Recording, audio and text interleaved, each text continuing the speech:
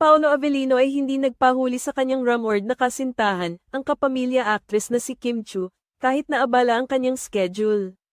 Isang patunay ng kanyang dedikasyon sa kanilang relasyon ay ang kanyang pagsisikap na maglaan ng oras para kay Kim sa kabila ng kanyang hektik na mga gawain. Abala si Paolo sa pagganap at mga commitment, nagpakita siya ng kahangahangang determinasyon upang makauwi ng mas maaga. Kahit na malakas ang pagod na dulot ng kanyang biyahe at mga responsibilidad, hindi niya pinabayaan ang pagkakataon na makasama si Kim Chu. Ayon sa mga nakasaksi sa kanilang relasyon, ipinakita ni Paolo ang kanyang pagsusumikap at pagmamalasakit sa pamamagitan ng paghahanap ng oras para sa kanyang rumored girlfriend.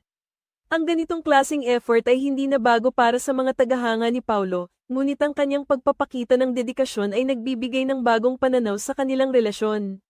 Sinasalamin nito ang kanyang tunay na nararamdaman para kay Kim, na tila nagpapakita ng kanyang pagbibigay halaga sa kanilang mga oras na magkasama. May mga nagsasabi na ang pagnanais ni Paolo na makasama si Kim ay isang malakas na indikasyon ng seryosong pakikitungo sa kanilang relasyon. Hindi may kakaila na sa kabila ng pagod, ay nagpapakita ng kanyang intensyon na bigyan ng prioridad ang kanyang personal na buhay kahit sa kabila ng kanyang mga propesyonal na obligasyon. Hindi rin maiiwasan ang mga haka-haka at spekulasyon mula sa publiko at mga tagahanga. Sa tuwing makikita si Paolo at Kim na magkasama, hindi maitatanggi na lumalabas ang mga tanong kung may tunay na relasyon na bang namamagitan sa kanila.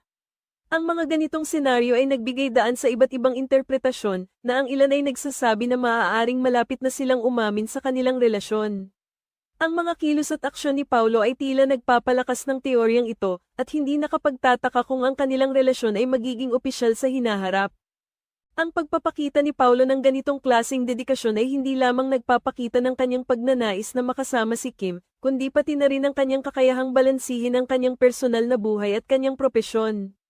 Ang kakayahang maglaan ng oras para sa isang tao sa kabila ng mga abala sa trabaho ay isang mahalagang aspeto ng kahit anong relasyon.